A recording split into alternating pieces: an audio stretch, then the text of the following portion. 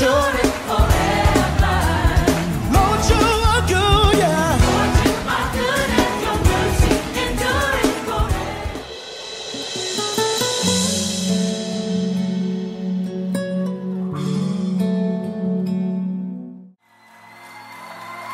Amen, amen.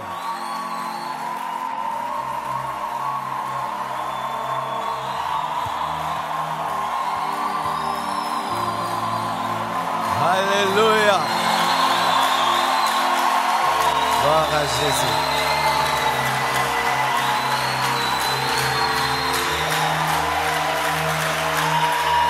Alléluia, gloire à Dieu.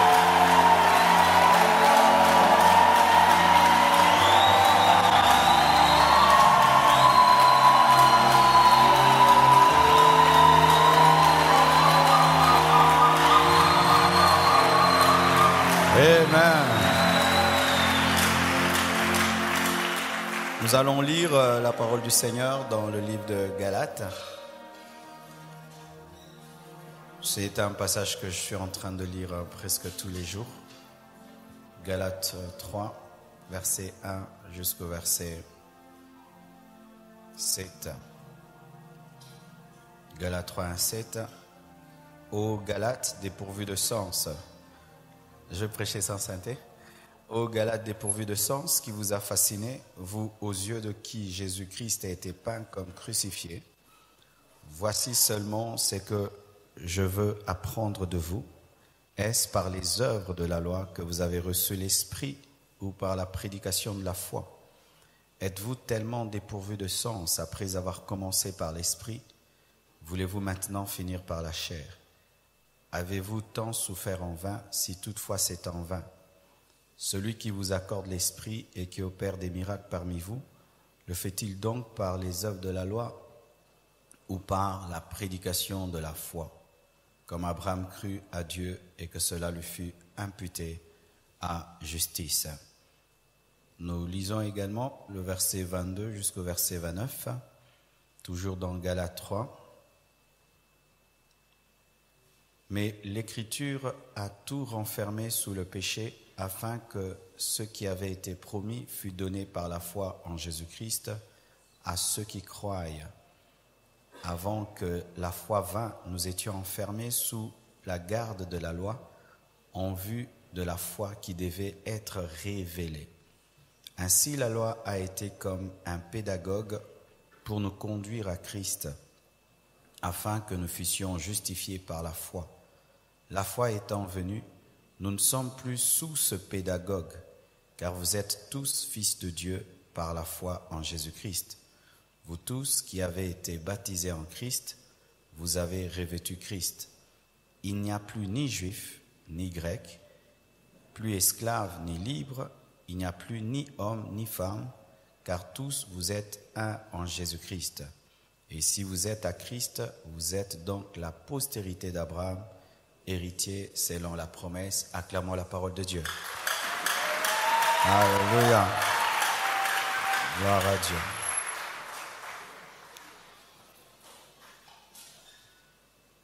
Bien-aimés frères, je suis sûr que ma prédication du dimanche a eu à bouleverser certaines personnes sur la fin des malédictions familiales dans nos vies dans le Nouveau Testament. Est-ce que vous m'entendez bien? Le son est bon? Parce que moi j'ai tellement des très bons retours ici. Alors des fois on prêche comme si tout va bien là-bas. C'est bon là-bas aussi? Ça ne va pas bien? C'est ça, puis il faut aussi arranger le son là-bas, parce qu'ici mon son est tellement parfait que j'ai une tendance à ne pas élever la voix.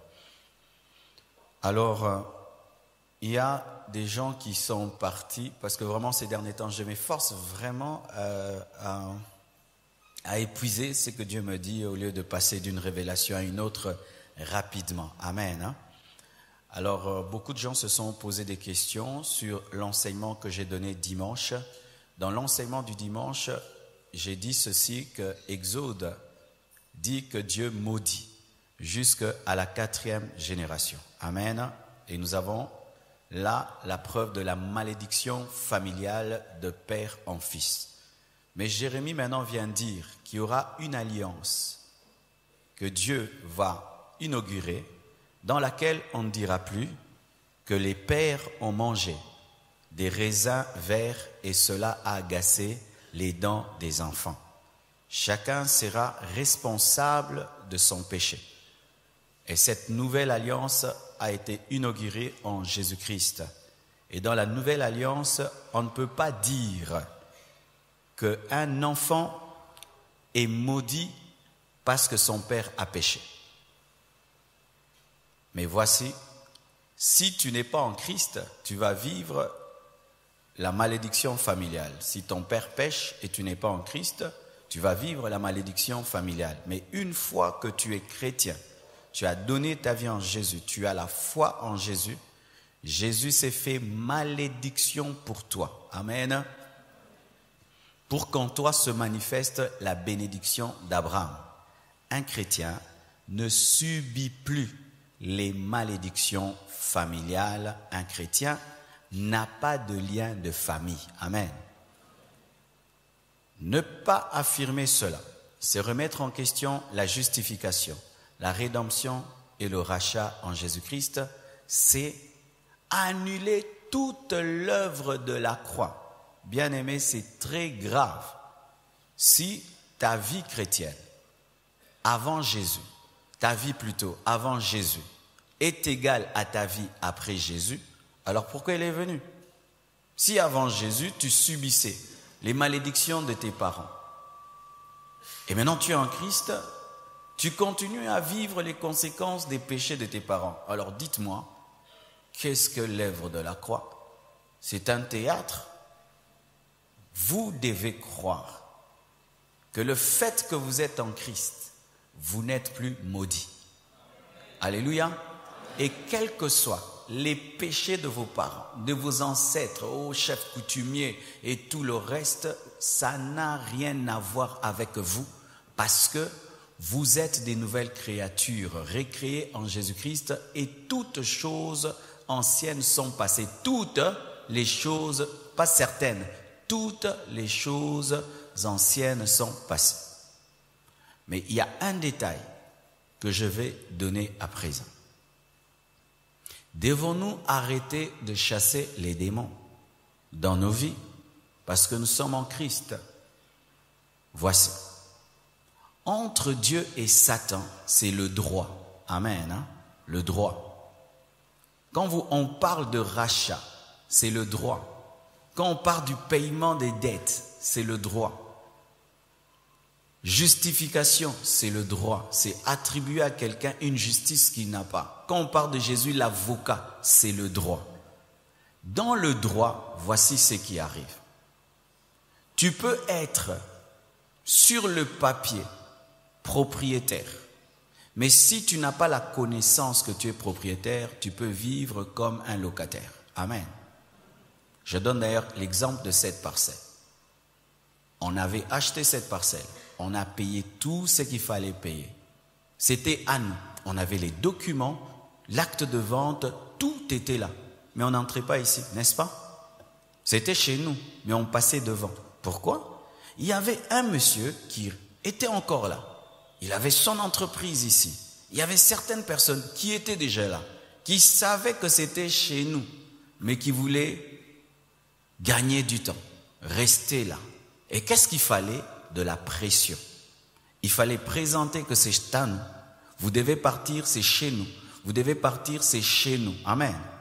Le fait de dire à ces personnes, vous devez partir, c'est chez nous, ce n'est pas en leur disant, vous devez partir, c'est chez nous qu'on avait acheté.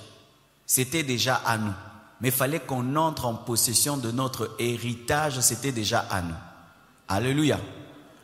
Et si nous n'avions pas de la pression et la connaissance que selon le droit, il devait partir, il pouvait s'éterniser 2 ans, 3 ans, alors que sur le papier, nous sommes propriétaires.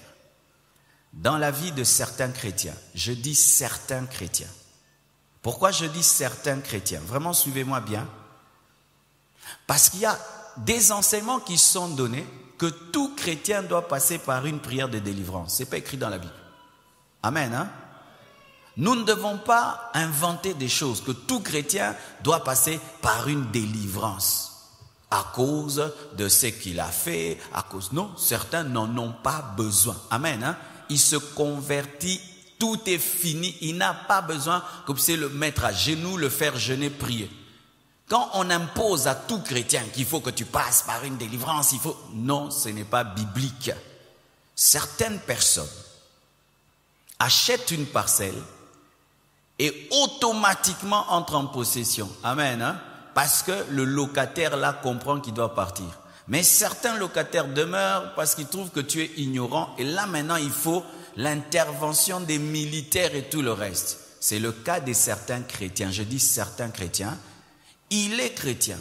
Il n'est plus sous la malédiction. Mais il y a un problème dans sa vie. Il y a une ignorance, un manque de foi, un manque de consécration où il faudrait l'aide des militaires, des pasteurs, des serviteurs de Dieu pour maintenant dire aux démons, tu ne peux pas rester là, tu es illégalement dans cette vie. Dites illégalement. Le diable, s'il agit dans la vie d'un enfant de Dieu, c'est dans l'illégalité. Amen. Hein? Ce qui fait que lorsque tu observes ta vie et tu remarques qu'il y a l'action de certains esprits ou la continuité de certains liens, tu dois dire non, je refuse. Amen. Hein? Pendant que je suis en train de prêcher ici, imaginez que les anciens propriétaires puissent venir. Oh, pasteur, viens, on a besoin de toi. Je vais aller. Je dis, je vais rigoler d'ailleurs. Amen. Hein? C'est-à-dire, bon, méca. Et tu dois, si tu es chrétien en ce lieu, et tu sens des présences démoniaques dans ta vie, des puissances des ténèbres, tu ne dois pas te comporter comme si c'est normal. Ce n'est pas normal. Amen. Hein? Tu dois prendre autorité au nom de Jésus. Maintenant, voici. Quand dans vos têtes, dans vos esprits, vous vous attendez à des longues délivrances, il vous sera fait comme vous croyez. Voyez comment Jésus-Christ chassait les démons. Le possédé de Gadara. Si c'était dans nos églises, ce serait combien de séances de délivrance? Beaucoup, n'est-ce pas? Mais un homme qui était habité d'une légion de démons, Jésus parle et l'esprit est parti. Pourquoi? Il s'attendait à ce que l'esprit parte maintenant. Quand vous vous attendez à beaucoup de séances de délivrance, vous aurez ce que vous attendez parce que Dieu ne peut agir dans ta vie au-delà de ta foi et de ton attente.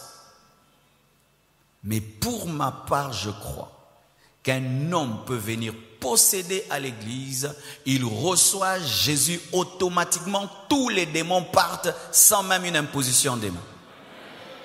Et si il y a des esprits, nous venons, nous prions avec la foi que l'esprit là parte maintenant. C'est pourquoi quand même vous viendrez demain à la ligne de prière, bien-aimés, attendez-vous à être totalement délivrés. Amen. Hein? Car maintenant, il y a un esprit dans les chrétiens, des cures. Vous voyez, une cure, il faut des semaines et des mois. Et même quand ils viennent vers Dieu, pour être libérés, ils s'attendent à des choses qui vont en longueur. Et comme vous croyez en ces choses-là, ça vous arrivera comme vous croyez. Amen. Vous comprenez l'équilibre que j'ai donné aujourd'hui? Dans la perfection, c'est que tu crois en Jésus-Christ, tout est parti.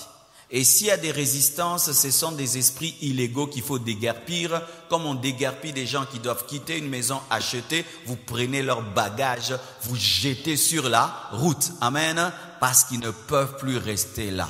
Tu es le temple du Saint-Esprit, tu n'es pas le temple des démons.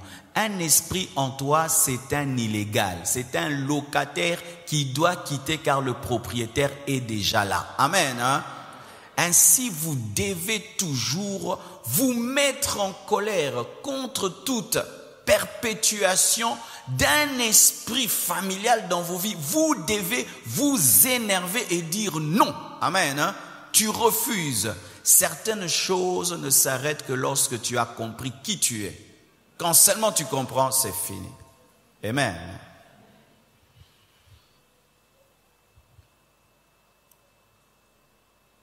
Aujourd'hui, je vais encore parler d'une différence entre l'Ancien Testament et le Nouveau. Dans l'Ancien Testament, il y avait ce qu'on appelle la discrimination des femmes et la discrimination des infirmes. Dans l'Ancien Testament, une femme ne pouvait pas être souverain sacrificateur.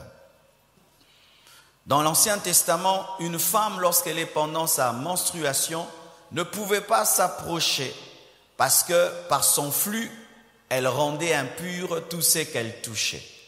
Et bien aimé, j'ai prié dans une certaine église où certaines sœurs, quand elles étaient dans leur cycle menstruel, se gardaient de venir à l'église parce qu'elles pensaient qu'elles rendront le banc impur. Ah oui, et quand elles étaient dans cette période, si elle était servante à l'église, elle évitait de servir Dieu parce que pour elle, elle ne pouvait pas parce qu'elle était impure. Dans l'Ancien Testament, une femme est impure pendant sa menstruation, mais pas dans le Nouveau Testament. Amen. Hein? Parce que j'entends de telles doctrines où, malgré que nous sommes dans la Nouvelle Alliance, on dit aux femmes qu'elles sont impures pendant leur menstruation. Dans le Nouveau Testament, une femme peut servir Dieu, qu'elle soit dans sa menstruation ou pas. Il n'y a pas de différence, c'est comme si tu es enrhumé. Amen, hein? Pas de différence. Et si tu es ici, ma sœur, tu as des problèmes quand tu traverses cette période-là, sache que ce n'est pas l'esprit de la Nouvelle Alliance, car la Bible dit qu'en Jésus-Christ, il n'y a ni homme ni femme. Amen, hein? Il n'y a ni homme ni femme dans la Nouvelle Alliance. C'est pourquoi même au sujet du ministère de la femme, dans le Nouveau Testament, la femme peut servir Dieu, car dans la Nouvelle Alliance, il n'y a ni homme ni femme. Lorsque dans la Nouvelle Alliance, vous refusez que les femmes puissent servir Dieu, vous prêchez un Dieu qui ne pardonne pas. Pourquoi la femme ne doit pas servir Dieu dans la Nouvelle Alliance? Parce que c'est par elle que le péché est venu. Parce que c'est par elle que Adam a chuté. Donc jusqu'aujourd'hui, Dieu a une colère contre nos sœurs parce que c'est par elles que le péché est venu. C'est-à-dire c'est un Dieu qui accorde aux hommes un pardon parfait, mais aux femmes un pardon imparfait. Ça fait que le salut des femmes est imparfait et le salut des hommes est parfait. Mais Paul dit qu'en Christ, il n'y a ni homme ni femme. Je crois qu'une femme peut prêcher, qu'elle peut enseigner, qu'elle peut faire des miracles, qu'elle peut prophétiser. Amen. Hein? Mais je ne crois pas au ministère forcé des femmes. Ça, je ne crois pas. Au ministère forcé des femmes. Je vois des fois, vous vous plaignez à l'église. Mais pourquoi maman pasteur ne prêche pas? Pourquoi maman pasteur prêche? Bien aimé, prêcher, ce n'est pas le pain où je donne une carte et les lis pas. Ah oui, amen. Hein? Alors, je vois des gens qui me mettent de la pression. Oh, mais maman pasteur aussi doit prêcher. C'est pas un tour à vélo. C'est pas un tour à vélo. Donnez-moi l'amen. Ouais, pourquoi?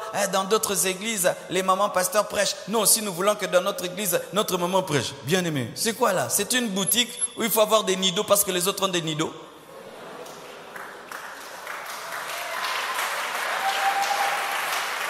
Ma femme ne prêchera pas parce que vous vous réclamez. Ma femme ne va pas enseigner parce que vous vous réclamez. Il faudrait que son appel explose et se manifeste comme le mien aussi. Ce ne va pas par plaisir. Oui, elle a l'onction de Dieu, une forte onction prophétique. Mais jusque-là, Dieu ne l'appelle pas à prêcher, à enseigner. Elle ne va pas enseigner pour vos beaux yeux, pour que vous allez vous glorifier maintenant dans vos quartiers. Maintenant, notre maman pasteur maintenant prêche. Non, bien aimé, le ministère ne se fabrique pas. Amen.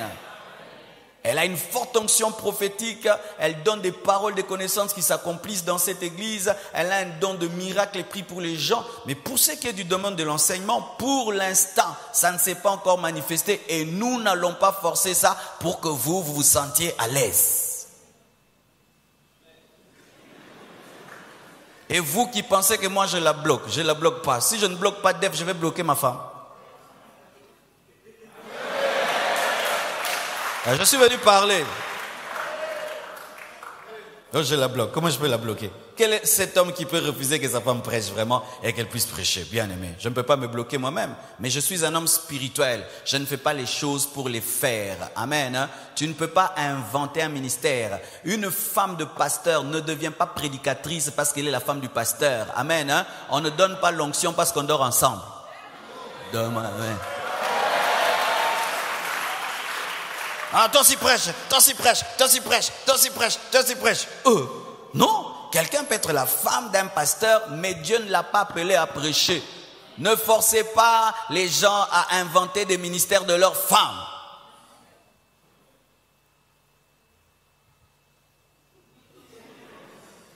Amen, hein? Si tu es là, ma soeur, tu épouses un pasteur, ça ne fait pas de toi une prédicatrice. Ça ne fait pas de toi une prédicatrice. Tu peux être une bonne maman pasteur, tu aides dans l'organisation de l'église, tu l'aides dans la prière, tu l'aides, tu le soutiens. Amen. Hein? Et elle fait déjà beaucoup pour moi. Ce que je suis aujourd'hui, Dieu l'a fait au travers de ma femme. Si tu m'avais connu avant le mariage et maintenant, elle a fait un grand ministère.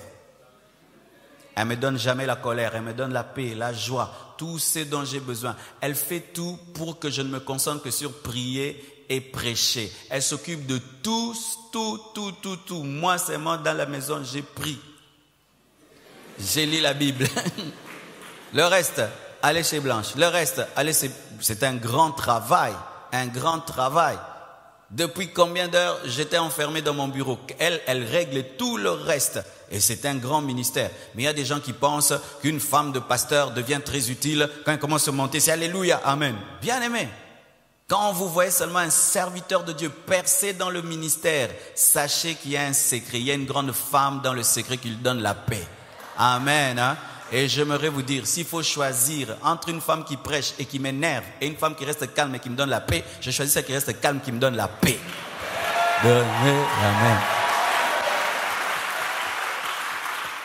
Je suis venu parler pour que vous arrêtez de m'embêter. On ne crée pas le ministère.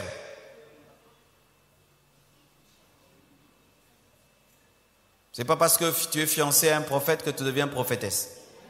Alléluia. Ne faites pas ça. Amen. Hein?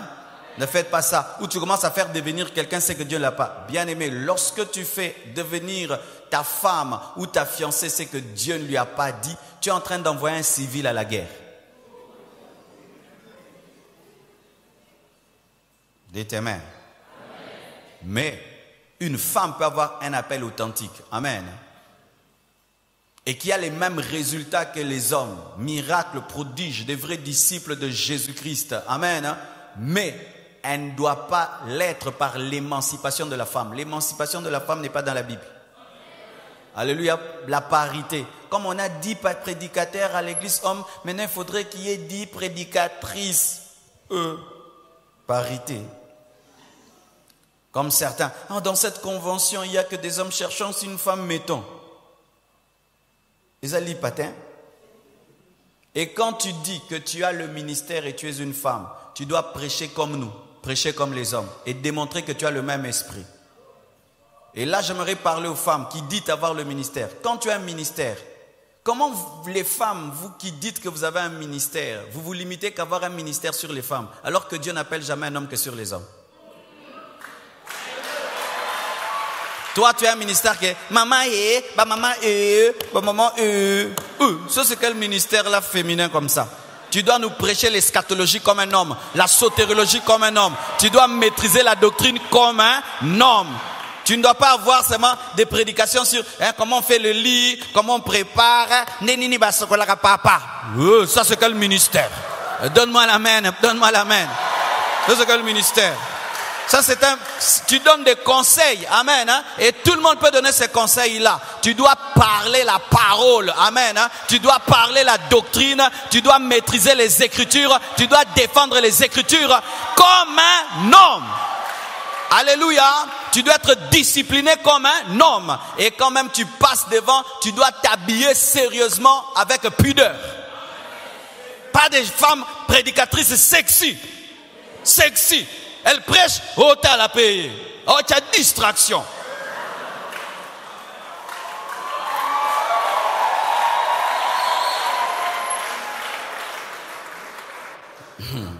C'est la soirée de gloire.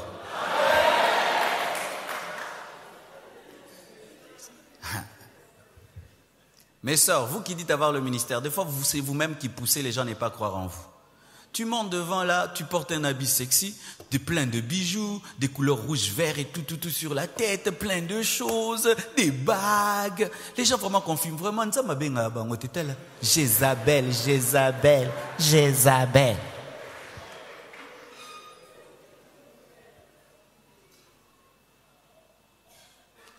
Et sachez, mes sœurs, si tu as l'appel de Dieu, tu dois être d'ailleurs plus sérieux qu'un homme, parce que des gens ne croient pas en toi. Alors il faudrait que tu sois plus consacré qu'un homme. Mais quand tu dis que tu as l'appel, ma sœur, et tu te comportes comme une sœur normale, et ce qui m'étonne, c'est ça encore, les sœurs, vous dites que vous avez l'appel de Dieu. Vous vous habillez correctement que quand vous montez à la chair, mais comme vous ne montez pas à la chair, vous êtes dans des kangadadis, des body bizarres et tout, comme tout le monde. Et vous pensez que quelqu'un va te respecter parce que tu es passé à la chair, alors qu'il tient compte de ta vie de tous les jours avant de croire en ton message.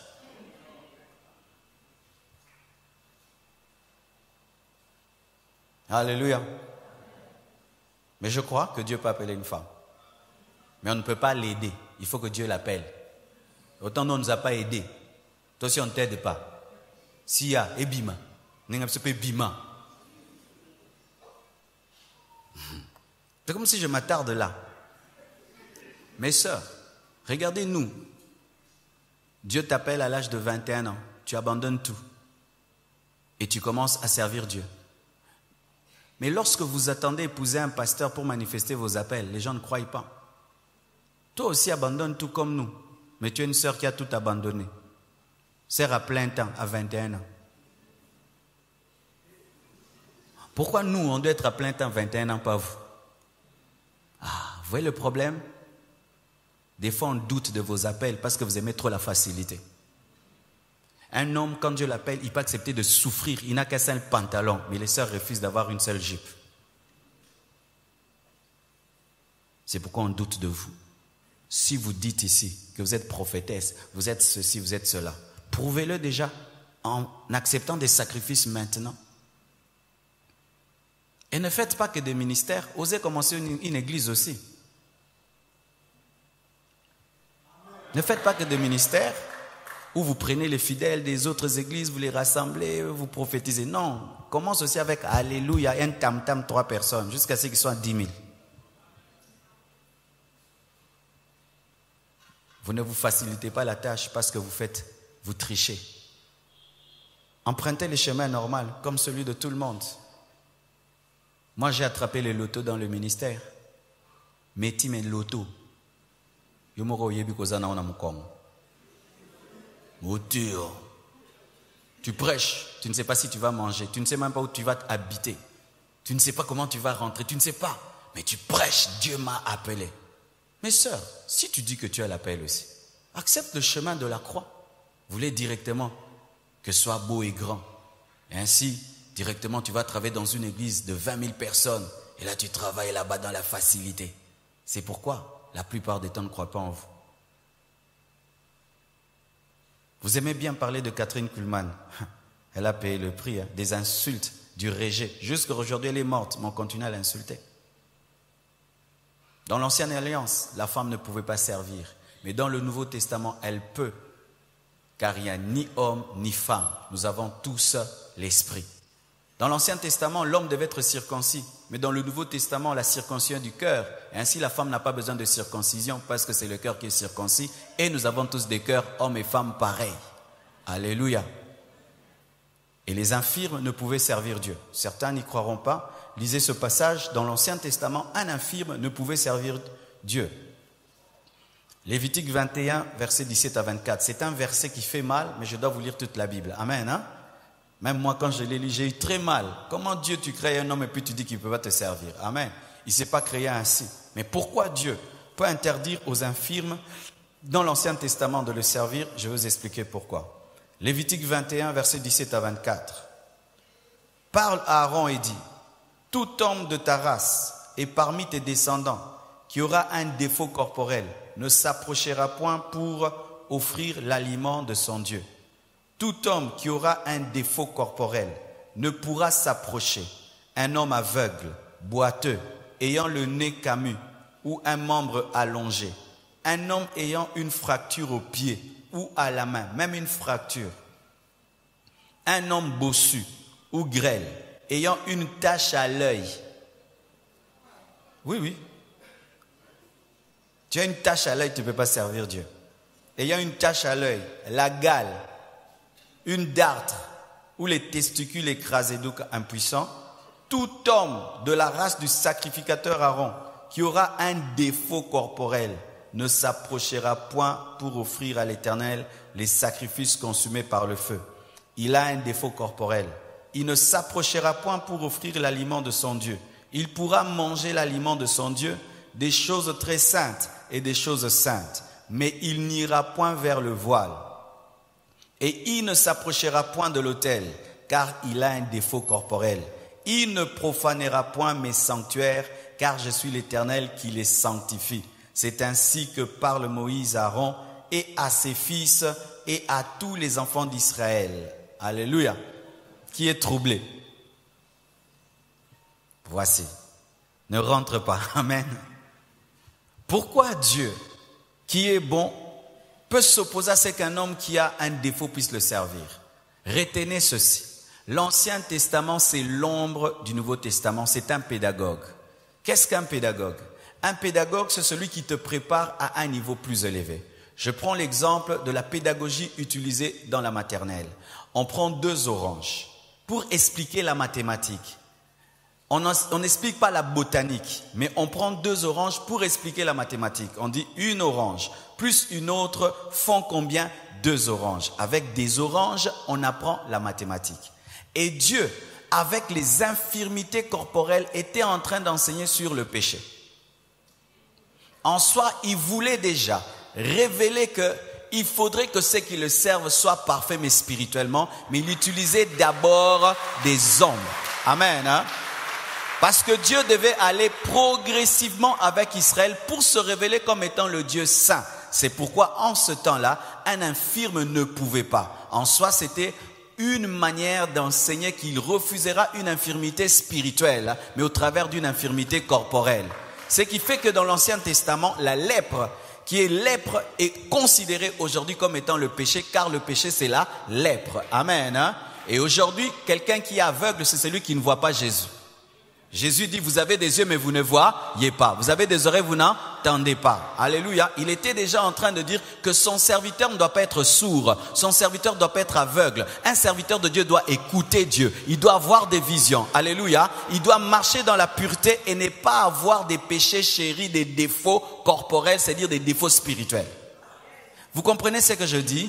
Alléluia. Mais en ce temps-là, vraiment physiquement, si seulement un enfant a un défaut, même s'il était de la famille d'Aaron, qui était la famille des sacrificateurs, il ne pouvait servir Dieu. Mais lorsque nous voyons Paul avait une écharde dans sa chair et les historiens ont dit que c'était une bosse ou une maladie. Mais malgré cela, c'était l'un des plus grands apôtres de la Nouvelle Alliance, parce que Dieu, dans la Nouvelle Alliance, permet aux infirmes de le servir. Aujourd'hui, un bossu peut servir Dieu. Un aveugle peut servir Dieu. Moi, j'ai rencontré un aveugle bien-aimé qui prenait la Bible, il la met sur sa poitrine, il la lit.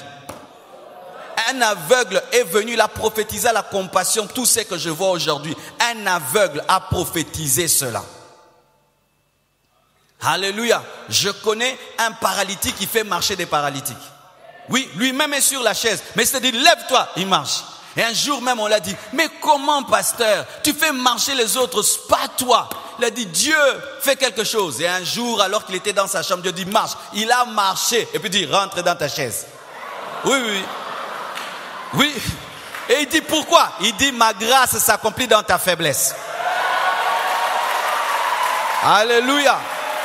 N'est-ce pas que vous connaissez cet Américain qui est né sans les mains et sans les pieds? Il est un Australien. Amen. Hein? Lorsqu'il veut prêcher, on le place sur une chaise. Il fait des foules plus que moi qui ai des pieds et des mains. Pourquoi? Il a des pieds et des mains spirituels. Amen. Hein? Aujourd'hui, mon frère, que tu aies des défauts ou pas, tu peux servir Dieu. Oh, la grâce. Dis la grâce. La grâce. Alléluia. Car Dieu maintenant n'est pas exigeant avec ce qui est corporel, physique, il est exigeant avec ce qui est intérieur, spirituel. Ainsi, un homme qui est infirme physiquement peut être parfait spirituellement, mais un homme qui est parfait physiquement peut être imparfait spirituellement. Alléluia. Tu peux servir Dieu, quel que soit ton défaut, tu peux servir Dieu. Et vous connaissez notre père du réveil, Heidi Nabala. Vous connaissez, à la fin de sa vie, il a eu un accident et il a eu un problème de jambe. Et à la fin, il prêchait assis, mais il faisait marcher des paralytiques. Mais lui-même était infirme et faisait marcher des paralytiques. Il y a un homme de Dieu qui porte des lunettes, il ne voit pas bien, mais quand il prie, les aveugles voient. Ce qui fait que dans le Nouveau Testament, tu ne peux pas toujours demander à quelqu'un d'avoir quelque chose pour donner. Demande la main, je vais parler. Quelqu'un peut être stérile, il prie pour toi, tu enfantes. Ah, je sens que je dois bien parler quelque part. Oui, nous avons une fausse doctrine qu'on ne donne que ce qu'on a.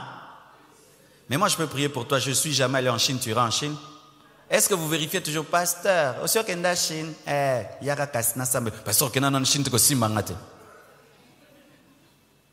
je suis un robinet. C'est la régie des eaux qui te donne tout. Moi, je ne suis qu'un canal. Ainsi, frères, sœurs, dans le Nouveau Testament, quelqu'un peut t'amener là où il n'est jamais parti. Naomi n'avait plus de mari, mais elle a donné à Ruth un mari. Si déjà en ce temps-là, cela pouvait se faire, tu peux le faire. Et ainsi, tu peux engendrer des gens qui sont plus grands que toi. Ananias a engendré Paul qui était plus grand que lui. Lorsque j'étais un pasteur jeune, vous savez que je bénissais les mariages nanko. J'étais célibataire, sans fiancé, mais je bénissais les mariages. Et les gens me regardaient, ah balate-toi, balate. Là, je faisais une grosse voix, frères et sœurs. Et là, j'étais très mince. Les gens ne pouvaient pas croire que j'étais le pasteur. Mais je suis le pasteur. Et je les bénissais. Ils avaient des enfants et ils en avaient encore. Bien-aimés frères et sœurs, si déjà l'abbé Malolo ou l'abbé je ne sais pas qui n'a pas d'enfants et n'a pas de femmes, il te bénit. Maintenant, celui qui a la vision de se marier, il peut te bénir. Donne-moi l'amen. Et pourquoi vous les appelez pères alors qu'ils ne sont même pas mariés? Mais nous, maintenant, il faut seulement qu'on soit mariés.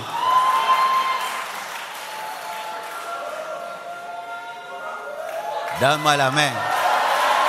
Le pape est marié. Le pape est marié. Tu l'appelles qui? L'abbé de votre coin, il est marié. Tu l'appelles qui? Ils bénissent des mariages. Beaucoup. Beaucoup, beaucoup. Ils ont des enfants. Ils ont des femmes. Mais quand on vient dans l'église, avant que tu pries pour moi, tu dois l'avoir. Archi faux. J'ai prié pour beaucoup de gens qui sont allés en Europe. Moi-même, j'étais même pas allé à Brazzaville. Mais j'avais l'Europe en moi. Amen. Hein? Des fois, nous ratons des miracles et des bénédictions parce que nous réclamons à ceux qui prient pour nous d'avoir ces choses alors que ce ne sont que des canals. Le robinet ne boit pas, lui, il te donne l'eau.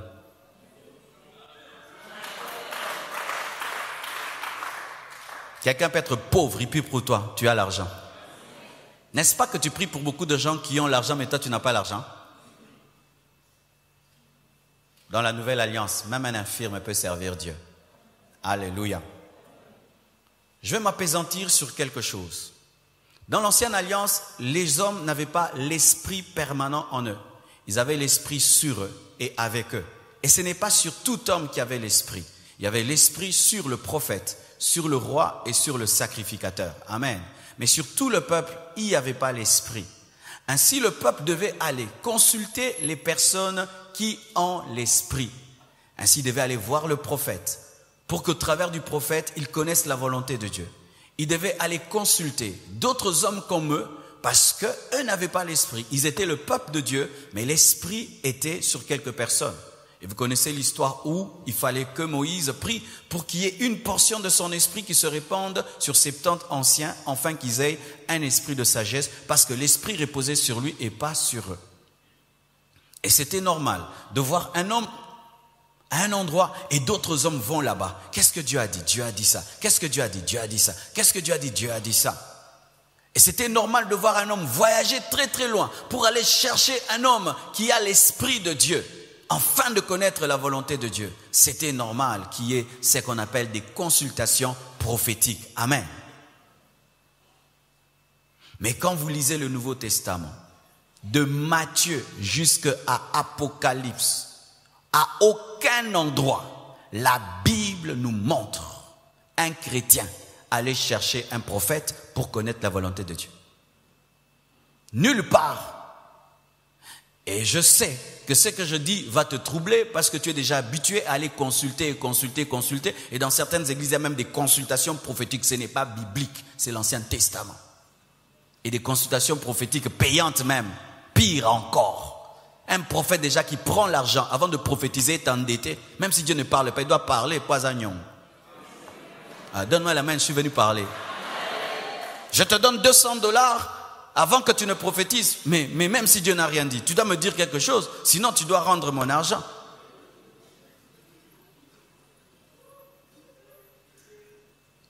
Alors, qu'est-ce qui se faisait? Ils allaient vers celui qui n'a pas l'esprit. Et c'était normal. Pour qu'ils comprennent la pensée de Dieu, la volonté de Dieu. Mais dans le Nouveau Testament, qu'est-ce que vous allez remarquer? Vous allez remarquer que ce sont les prophètes qui allaient vers le peuple. Agabus est allé vers Paul. Paul n'est pas allé vers Agabus. C'est Agabus qui a cherché Paul. Dans le Nouveau Testament, c'est le prophète qui vient vers toi. Ce n'est pas toi qui vas vers le prophète. Retenez ça. Et si tu es un prophète et tu veux que les gens viennent vers toi, ce n'est pas dans le Nouveau Testament. C'est toi qui dois aller vers les gens. Voici. Ils allaient vers le prophète parce que le prophète avait l'esprit et eux n'avaient pas. Mais dans le Nouveau Testament, qu'est-ce qu'il dit? La Bible dit que Dieu répandra son esprit sur toute chair. Tous dans la chambre haute avaient reçu l'esprit. Pas seulement ceux qui avaient reçu le ministère prophétique, tous qui étaient dans la chambre haute avaient reçu l'esprit. Et c'est ça la stratégie divine. La stratégie divine, ce n'est pas se limiter à un homme, parce que lorsque cet homme meurt, du coup, il y a un problème de continuité. Mais quand l'esprit de Dieu est dans tout homme, Dieu peut conduire son église tout le temps au travers de l'esprit qui est dans les cœurs. Tu as l'esprit de Dieu. Tu as le Saint-Esprit, autant qu'un prophète. Le même Saint-Esprit qui est dans le prophète est en toi. Tu crois? Est-ce que tu crois ça? Le Saint-Esprit qui est dans le prophète lui parle et le Saint-Esprit qui est en toi te parle aussi. Toi, tu n'as pas reçu un Saint-Esprit aveugle et muet. Mais dans les églises maintenant, les chrétiens pensent qu'eux, ils ont un Saint-Esprit qui ne parle pas. Il leur donne seulement la paix et la joie. Il leur fait seulement parler en langue. Mais il ne peut pas leur montrer des choses ou leur faire entendre. Et ça fait quoi? Nous retournons dans la loi alors que nous sommes dans la nouvelle alliance et c'est là que les problèmes commencent.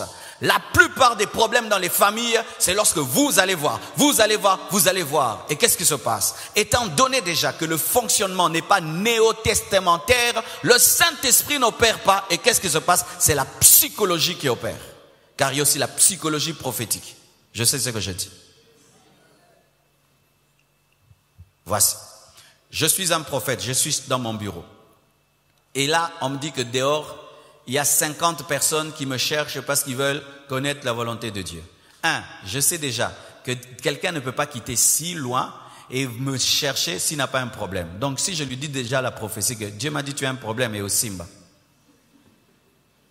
Vrai ou faux? Et au Simba. Oh non, vraiment, il ne me connaissait pas ma vie, mais il m'a dit mon problème. Ça c'est terrible. Ça c'est terrible. Si je dis seulement à un Congolais, si tu viens dans mon bureau, je dis, je vois dans ta vie, tu es très combattu dans votre famille. Vrai ou faux? Vrai ou faux? Tes amis sont jaloux de ton élévation. Vrai ou faux? Ce mois-ci, tu as eu des mauvais rêves. Vrai ou faux? Vrai ou faux?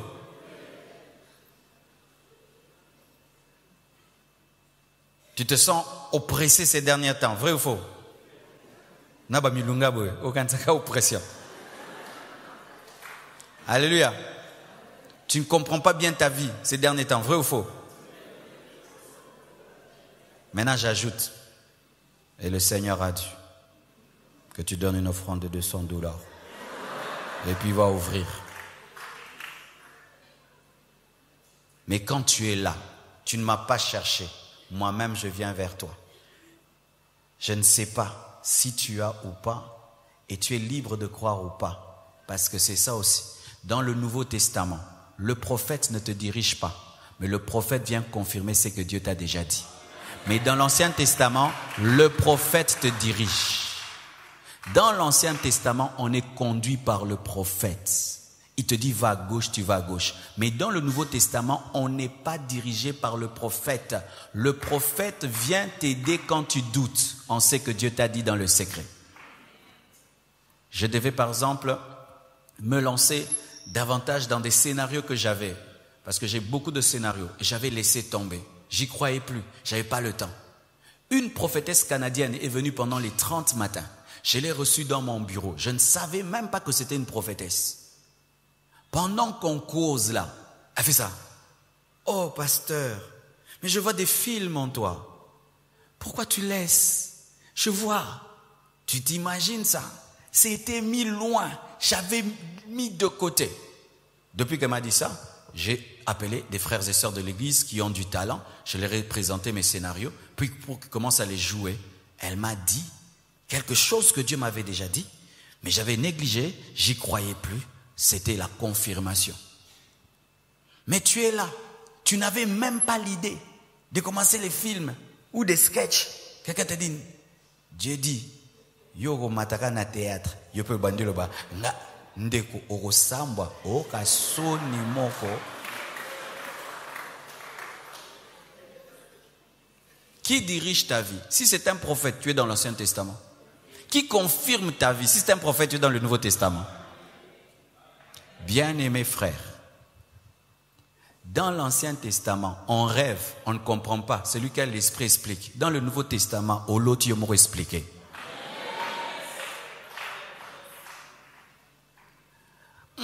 Obaye. Nabotolio mutunana a expliqué Karobandoto. Vous qui êtes ici, qui avez des dons d'interprétation des songes, vous êtes des aventuriers. Le don d'interprétation des songes n'est pas dans le Nouveau Testament. Montrez-le-moi. Parmi les 9 dons spirituels, est-ce qu'il y a le don d'interprétation des songes? Il n'y a que le don d'interprétation des langues. Maintenant, toi, tu as le don d'interprétation des songes. Moi, j'ai le don d'interpréter. Viens, je vais t'interpréter. Tu as menti. Dieu, dans le Nouveau Testament, te donne des kits complets. Il te donne le message et le sens du message. Avant même la Pentecôte, lorsque Joseph avait des songes, qui expliquait? C'était lui-même qui comprenait. Pourquoi Jésus était en danger. Et Dieu, quand il te donne la prophétie, la vision, et ne te donne pas l'explication, mais ta vie est en danger. Imagine que Dieu me parle et je ne comprends pas. C'est dans 2 semaines que j'aurai l'explication, mais ma vie est en danger. Et voilà, maintenant vous avez des habitudes de l'Ancien Testament. Vous ne croyez pas que vous-même, vous pouvez comprendre ce que vous voyez. Et vous avez établi dans vos vies des personnes qui vous interprètent des songes. De sorte même que lorsque tu rêves, tu ne te donnes même plus la peine de chercher à comprendre. Tu cherches directement quelqu'un de spirituel. Expliquez-les ngandoto.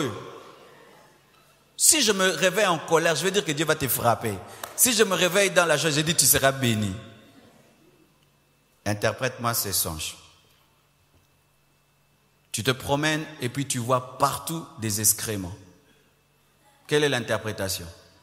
Il y a le péché, n'est-ce pas? Mais ça peut être aussi les fumiers.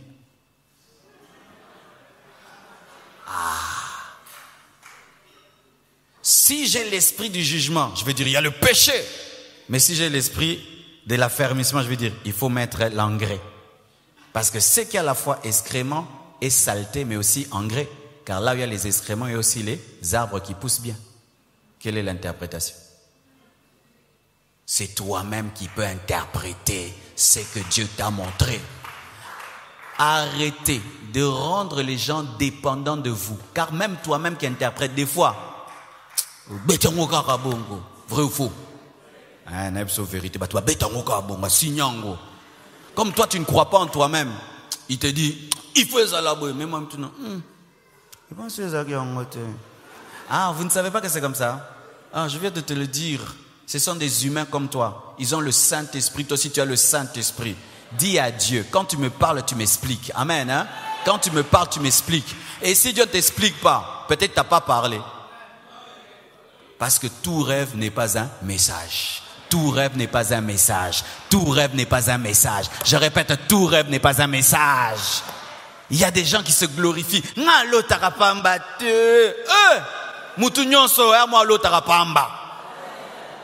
N'est-ce pas que quand il y a des troubles dans le pays, tout le monde rêve quoi? La guerre.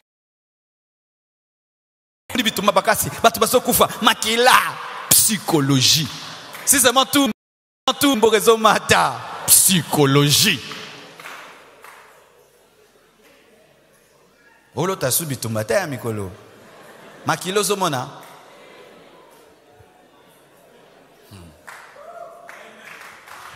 Alléluia. Des fois, nos rêves sont engendrés par la multitude de nos pensées, comme le dit l'Ecclésiaste. Si vous commencez à croire que tout ce que vous rêvez vient de l'esprit, Satan va détruire vos vies et va détruire la vie des autres. Il y a des chrétiens qui rêvent. S'ils rêvent du chien, c'est l'esprit d'impudicité. Si tu rêves en culotte, tu as l'esprit d'impudicité aussi. Tu ne peux pas dire Raza Molima Sport.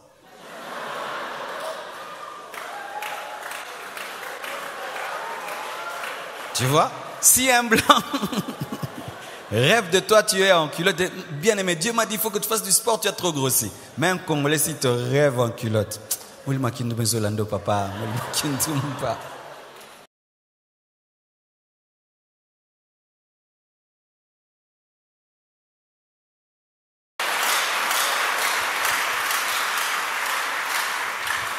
Et nous avons comme une nomenclature des rêves. C'est-à-dire, le chien, c'est l'impudicité, l'hibou, c'est la sorcellerie, le serpent, c'est Satan. C'est écrit où? La chèvre, c'est quoi? Le cochon. C'est écrit où, mon frère? C'est écrit où dans la Bible qu'on interprète les rêves? Ça, c'est ça. Ça, c'est ça. Ce sont des livres que vous lisez. Vous lisez des livres et vous avez donné de l'autorité à des livres. Et vos vies sont embrouillées car des fois, tu peux rêver un chien, ça ne veut rien dire. Ça ne veut rien dire du tout.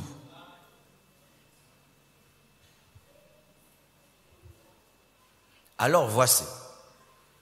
Lorsque tu es dans la nouvelle alliance et que Dieu veut que tu puisses l'écouter par toi-même, comprendre sa volonté par toi-même, mais tu te rends dépendant des hommes, qu'est-ce qui va arriver? Tu ne vas pas grandir dans ton intimité avec Dieu et il y aura une maladie qui sera en toi. Tout ce que tu connaîtras venant de Dieu ne viendra que des autres. Il y a des chrétiens qui sont là. Toute prophétie, toute voix qu'il a entendue, c'était par quelqu'un. Lui-même, dans son intimité avec Dieu, ne peut pas prétendre que j'ai prié, Dieu m'a parlé. Mais c'est grave. Que c'est grave. C'est comme si ma femme, tout ce qu'elle sait de moi, c'est mon travailleur qui lui a dit. Mais ça c'est grave. Quel manque d'intimité. Il faut qu'un prophète te dise quelque chose pour que tu connaisses la volonté de Dieu. Tu ne peux pas toi-même, par ta vie de prière et ton intimité avec Dieu, connaître Dieu. Tu as l'esprit de l'ancienne alliance. Et comme tu as l'esprit de l'ancienne alliance qui est l'ombre, ta vie ne sera jamais claire. Elle ne sera jamais claire. Quittez cette dépendance des prophètes. Et des fois, qu'est-ce qui arrive aux gens qui sont dans des églises dans lesquelles on leur enseigne la saine doctrine? Vous ne voulez pas écouter. Vous faites ceci, vous écoutez mercredi et vendredi, mais jeudi et samedi, vous allez quelque part, Bosanguissa. Et quand maintenant vous attrapez des constipations spirituelles, c'est nous encore qui devons vous faire des vomissements. Moi, je suis ton enseignant. Quel est ton prophète? Votre prophète à domicile. D'ailleurs, il n'y a pas de prophète à domicile. Lorsque tu vois un prophète qui est trop disposé, il ne prie pas beaucoup. Il manque à faire. Un serviteur de Dieu est occupé. Amen. Hein? Votre prophète là qui vient tous les jours chez vous, vous prophétisant ce que vous voulez, vous attrapant tous les sorciers que vous voulez, n'est pas un serviteur de Dieu. Et si c'est un serviteur de Dieu, il manque la personnalité Aoluka foufou. Donne-moi la main, je vais parler. Vous avez un prophète là, il vient tous les jours chez vous, il fait tout le temps des veillées et à chaque veillée, prophétie, prophétie, prophétie, prophétie. Et puis vous lui donnez les transports et il mange. Plus il mange, il est content et il commence à prophétiser. Je connais ce que je dis. Des prophètes des maisons. Certains même ici, vous n'êtes pas des prophètes, mais dans les maisons, vous êtes des prophètes. Vous n'êtes pas sérieux. Vous n'êtes pas sérieux. Ici, on ne reconnaît même pas ton ministère prophétique, mais dans les maisons des gens, tu prophétises et tu as l'argent. Tu prophétises à gauche et on te donne l'argent. Bien-aimé, tu finiras en enfer au dernier jour. Tu finiras en enfer avec la cupidité. Tu finiras en enfer. Tu finiras en enfer avec cette cupidité, allant dans les maisons prophétisant, mais pour l'argent. Et captivant des familles, les mettant sous ton emprise, divisant même les maisons et les familles, attrapant des petits sorciers. Bien-aimé, bando keble tokanga banda ko ezalaka nzala, ezalaka kindokite, bokangaka bato mwindu makasi. Mais oui. Ah, petit die konda mwindu. Omaka ba obambe kindoki. Mama mwana muneno no kituku boye. Azan kindokite, nzoka yende ndoki. Combien de fois tu as prophétisé dans des familles, tel est sorcier et tel est sorcier. Quand tu l'appelles prophétiser, dans des familles, tel est sorcier et tel est sorcier. Quand tu l'appelles au téléphone, il a toujours une prophétie. Quand tu lui racontes un truc, il a toujours une prophétie. Toujours de prophéties au téléphone, par SMS, par WhatsApp. Donne-moi l'amen que je te parle. Quand vous voyez quelqu'un, même faire une émission de télévision, à chaque coup de fil, il a une prophétie, tout le temps des prophéties. Bien aimé, ce n'est pas le Saint-Esprit. Le Saint-Esprit n'est pas un fétiche, ni notre domestique à qui on fait dire ce qu'on veut. Lorsque vous voyez quelqu'un qui dit qu'il a le don de prophétie et vous dit, venez demain, je vais prophétiser, ce n'est pas le Saint-Esprit. Le Saint-Esprit n'est pas ton domestique pour que tu l'obliges à prophétiser. Le Saint-Esprit, un jour, tu peux prévoir de prophétiser, il ne parle pas. Et demain, il parle parce que c'est lui qui est souverain. Mais quand tu dis, venez, j'ai 10 prophéties à vous donner. Déjà, c'est l'escroquerie. Alléluia. Alléluia. Nous sentir 50 mansakoli. Et vous aimez ça. Vous aimez ça. Et malgré que vous êtes dans des églises sérieuses, vous fréquentez des petits groupes de 10 personnes, de 20 personnes. Vous allez dans des endroits et on trouble vos âmes et vos esprits. Pourquoi vous ne mentez? Je peux vous dire vraiment moi ce que j'ai connu. Tu rencontres tel prophète et tu ne connais pas ta destinée. Lui te dit Dieu t'a appelé au ministère. L'autre te dit Dieu t'a dit toi tu dois aller en Europe. Maintenant tu feras quoi? Tu as combien de prophéties qui se confirment? Moi ce que j'ai connu. Tu rencontres tel prophète et tu ne connais pas ta destinée. Lui te dit Dieu t'a appelé au ministère. L'autre te dit Dieu t'a dit toi tu dois aller en Europe. Maintenant tu feras quoi? Tu as combien de prophéties qui se contredisent? Combien de prophéties? Et voilà que tu es Dieu par toi-même. Tu peux savoir ça c'est Dieu, ça ce n'est pas. Tu peux savoir ça c'est Dieu, ça ce n'est pas Dieu. L'homme qui écoute Dieu par lui-même peut savoir, oui, moi Dieu m'a appelé à aller en Europe, pas faire cela. Ça je le dis et je me réveille à l'église. J'ai fait une prophétie croisée. C'est-à-dire il y avait deux hommes. Je prophétise sur lui. Et puis je prophétise sur l'autre. Vous savez, ce que j'ai dit à lui, c'était la prophétie de l'autre. Ce que j'ai dit, c'était la prophétie de l'autre. Tout ce que j'ai dit s'est accompli, mais croisé. Non, qu'à bien été. Nandimit. Non, qu'à bien été. C'est-à-dire, quand j'ai reçu ce qui était à lui, je lui ai dit. Et tout ce que j'ai dit s'est accompli. Mais comme eux écoutaient aussi Dieu très bien, ils ont dit, tu vois ce que tu as dit à lui, c'était moi. Eux-mêmes ont remis en ordre.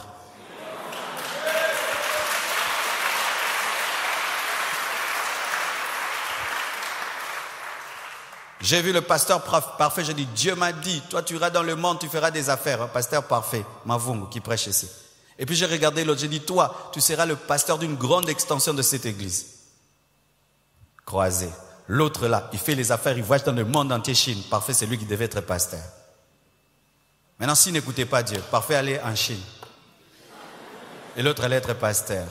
L'homme qui écoute Dieu par lui-même est protégé. Ne faites jamais quelque chose de déterminant dans votre vie parce que quelqu'un d'autre a parlé. Dis à Dieu, parle-moi moi-même, je suis ton enfant. Nous sommes dans la nouvelle alliance, parle-moi à moi-même. Sinon, tu deviendras dépendant de ce prophète-là. Ah oui, tu deviendras dépendant. Ce sera maintenant, avant de faire une chose, tu iras le voir. Prophète, n'a voyagé. Zela non akota ma bonne de lui. Il prie 3 Il prie 3 jours et puis il revient. Nzamba lobi. Tokende ngana mba lobi. Bisombal.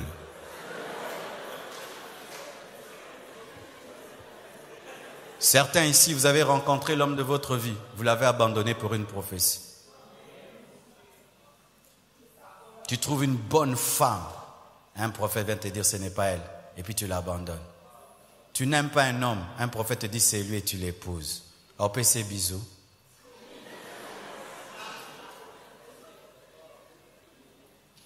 Vous cherchez même des prophéties pour vous marier. Ou tu amènes des photos chez les prophètes. Oyoto oy. Alors si le prophète n'a pas ta pembete,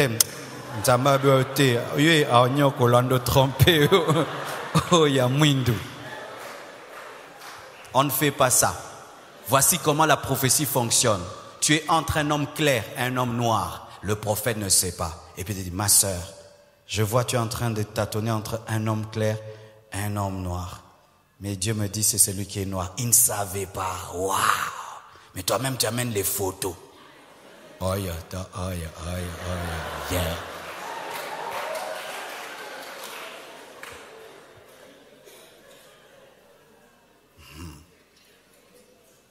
Je sais que tu n'aimes pas ça.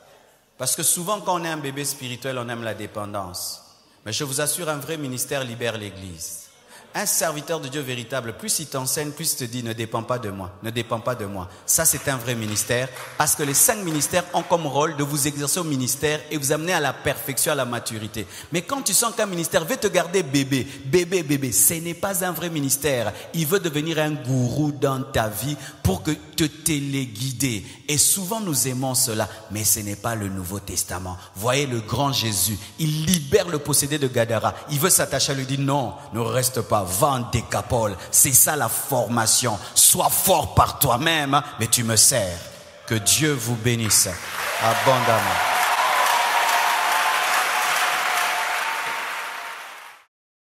Je vous salue au nom de Jésus-Christ de Nazareth.